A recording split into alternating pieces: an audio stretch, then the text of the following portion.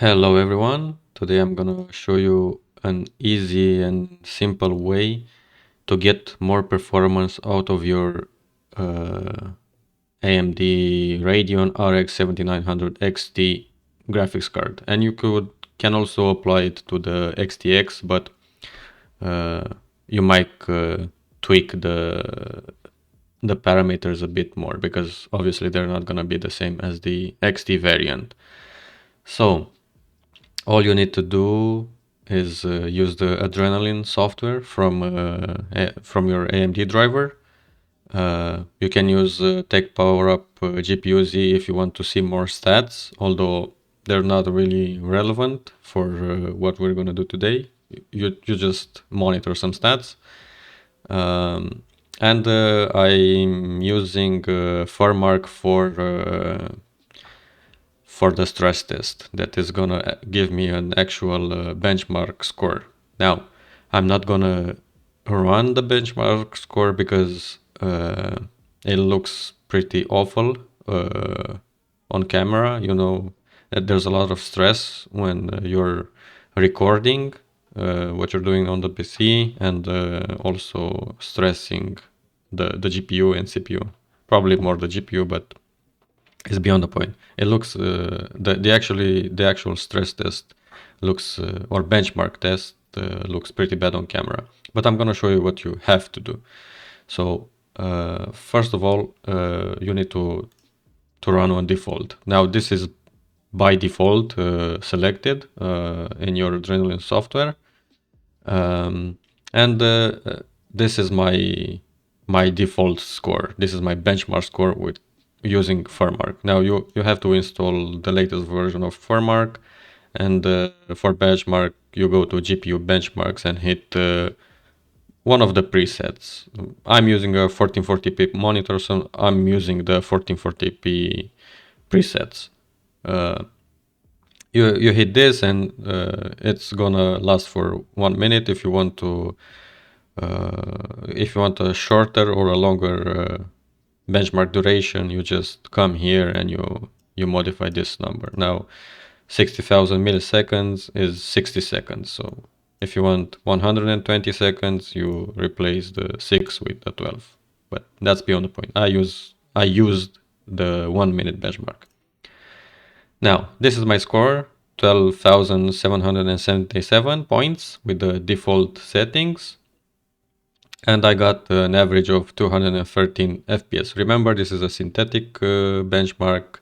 It's not gonna translate exactly in the real gaming performance, but you will have better gaming performance. Now, to get that performance, all you have to do is go to manual tuning, hit custom, and you have to activate some sliders for GPU tuning. You hit this, you enable this advanced control to change from percentages to actual megahertz and millivolts. You don't need to enable the VRAM tuning, you just leave it as is. I did not see any improvements modifying the frequencies here. Fan tuning, I slide it all the way up to 100% because I want the junction temperature to be as low as possible. And also the power tuning to 15%, so max. This is, I already know that my card is able to, it's stable at 15% power limit, and every card should be. If you have adequate airflow in your case, it should be fine. For voltages, you should be testing with 25 millivolt steps. Now I know that my card is stable at 1025 millivolts, so a 75 millivolt underclock. I didn't try lower. I will try, but for now I'm happy with what I got. And I also increased this to 2955, although it doesn't really, this is a target that the card might reach, but I see it running at close to 2000 megahertz. So a real OC would be to modify the minimum frequency, but then the card has this stability balancing process that it has to do, and it's lowering the VRAM clock speed, and you actually get poorer results. So the easiest and most simple way to get some more performance is increase the power limit and try some under voltage. Then you hit apply changes, and then you go again to Fairmark, or if you use another benchmarking program, use that. What's important is, do you have a significant improvement? And I did. As you can see, the same card, right, from let's call it 12.8K, I got up to 15.7K. So about a 3,000 points increase just by doing this, just by increasing the power limit to 100%. Now, obviously, the board is going to consume like 50 watts more, so be mindful of your power supply. Yeah, max fan speed, because I want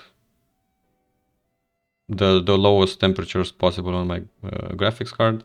And I did increase the max frequency target here, but I'm not sure it actually makes a difference, because the GPU never reaches this because of stability issues, and undervolt with 75 millivolts, and I got a really good increase. Now this is a synthetic bench. Like if we try to see the performance increase from how much was it, like 15,694 divided by 12,777. This was a 22.8% performance increase. Now, you're probably not gonna get 22%, let's call it 23% more performance in gaming, but you are gonna get some actual free performance. So that was the way to get some more free performance from your graphics card. If you find the video useful, consider leaving a like and subscribing to my channel. Thanks a lot for watching, and I hope your overclock, under voltage, and maximum power limit is gonna give you some more free performance.